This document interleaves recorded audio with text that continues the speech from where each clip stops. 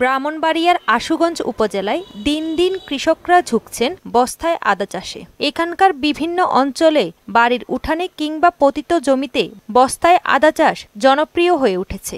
এমন পদ্ধতিতে সহজে পানি নিষ্কাশন করা যায় বলে আদা পচে না, নেই কোনো পরিচর্যার বাড়তি খরচ। তাছাড়া মাটিবাহিত রোগেও আক্রমণ করতে পারে না। প্রকারভেদে ১৮০ থেকে ২০০ টাকা কেজি দরে বিক্রি হচ্ছে আদা। পরিবারের চাহিদা মেটানোর পাশাপাশি বাণিজ্যিকভাবে বাড়তি লাভের আশা করছেন কৃষকরা। বিসি এবং ওষুধ পানি যা কিছু লাগে, সার, সবকিছু কৃষি অফিসার আমার দিছে। এরার পরামর্শ সবকিছু করতেছি। প্রায় প্রতিটা বস্তাতে আমি ৫০ থেকে ৬০ গ্রামের মতন আদার বিসি দিছি। আমি অনেক সাফল্য হয়েছি। হওয়ার পর এখন এবার আবার আমি ১৫০০ বস্তা আবার চাষ করছি।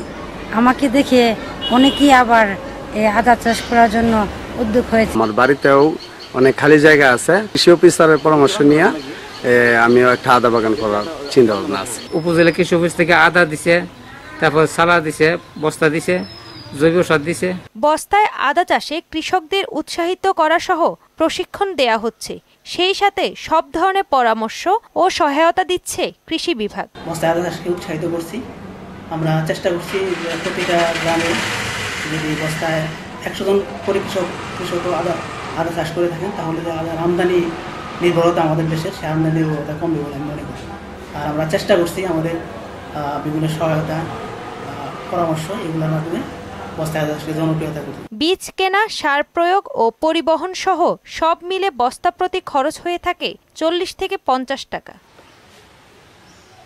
তাহসিন তারিন, মোহনা সংবাদ।